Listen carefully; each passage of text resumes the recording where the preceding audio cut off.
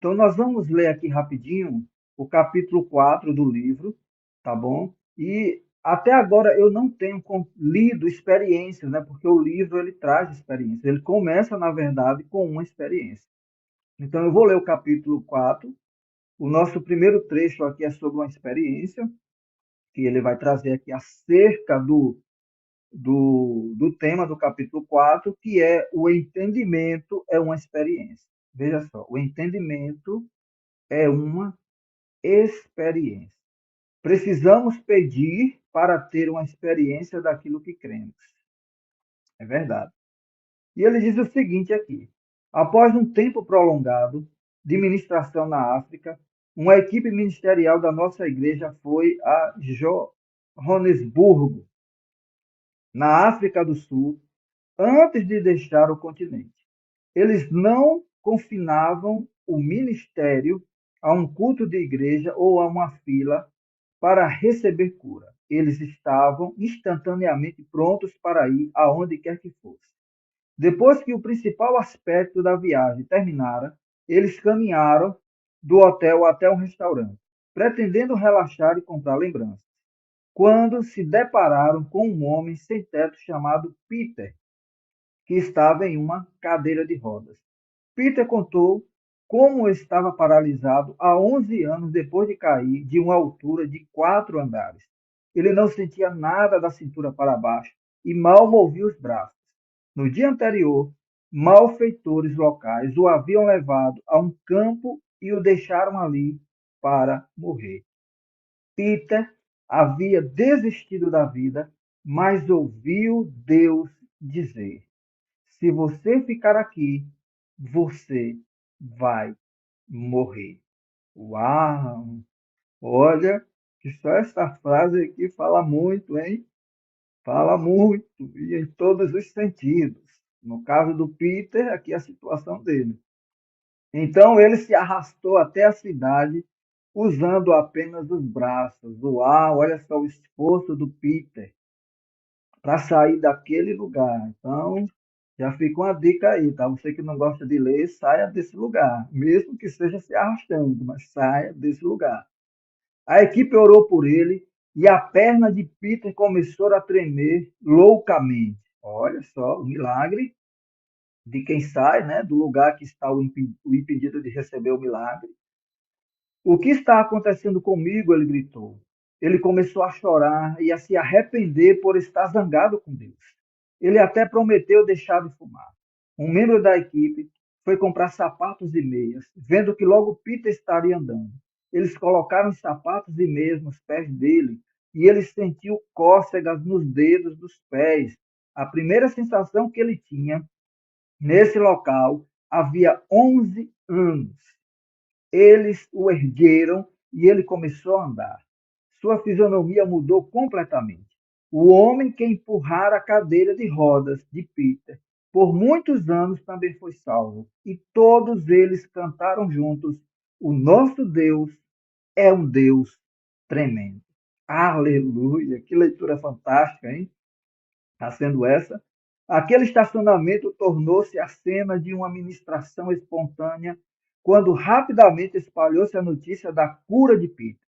As pessoas pararam por curiosidade para observar o que estava acontecendo e logo eram salvas e cheias do Espírito Santo.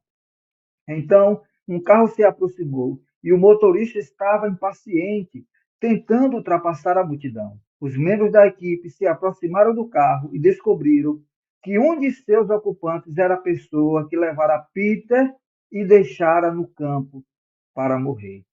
Aquele homem saiu do banco de trás e desapareceu de cena. Os outros dois vieram como Peter fora curado, viram como Peter fora curado e entregaram suas vidas a Cristo e arrancaram suas guias de feitiçaria. Uau! Na totalidade, havia cerca de uma dúzia de novos cristãos, alguns cheios do Espírito Santo e um aleijado que não era mais aleijado. Todos saídos juntos para comer alguma coisa. Isso se chama colocar a revelação em prática.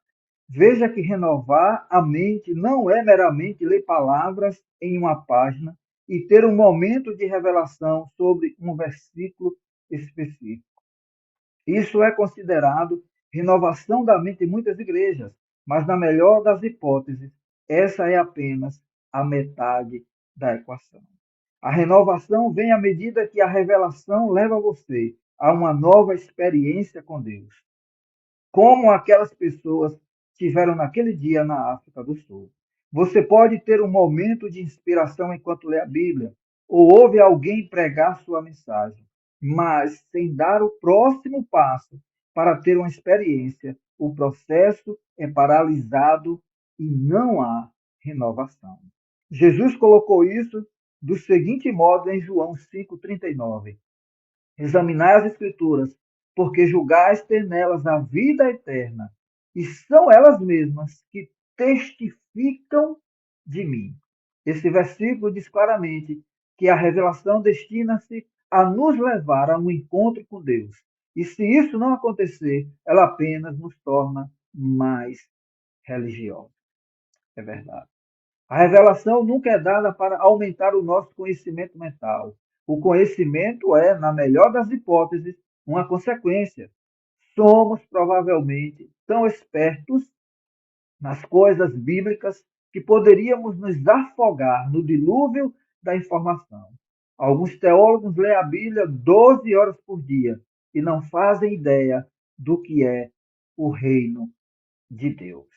Eles podem recitar evidências intermináveis de seu conhecimento, mas não há nada de revelador ou transformador em suas vidas. Isso aconteceu com muitos cristãos que algumas vezes adotaram uma rotina de leitura dos textos bíblicos sem deixar que a leitura leve à experiência. Para renovar a mente, não devemos apenas pensar de modo diferente, mas viver de modo diferente, em uma nova experiência do revestimento de poder do Espírito Santo. Uau, que texto maravilhoso! O entendimento é uma experiência, exatamente isso. Não é só o fato de você ler, não é só o fato de você receber informações, mas é você de fato experimentar, né? Colocar em prática essa experiência, essa revelação. Nossa, maravilhoso, maravilhoso. Ele sempre começa o capítulo contando uma experiência, né? Que tem a ver com o assunto. Então, esse é o objetivo do livro. Então, esse é um trecho do livro. O entendimento é uma experiência. O poder sobrenatural de uma mente transformada. Viva uma vida de milagres, de Bill Johnson. Então, o nosso objetivo aqui é esse, é estimular você à leitura. Porque uma vez lendo, você vai adquirir informações. Essas informações vão gerar pensamentos em você e esses pensamentos vão fazer com que você, de fato, viva, experimente, né? Possa colocar em prática esse entendimento. Então, como é importante a leitura? Ler é muito importante. Então, esse é o nosso objetivo. Além do que você recebeu aqui na leitura, você está sendo estimulado a ler.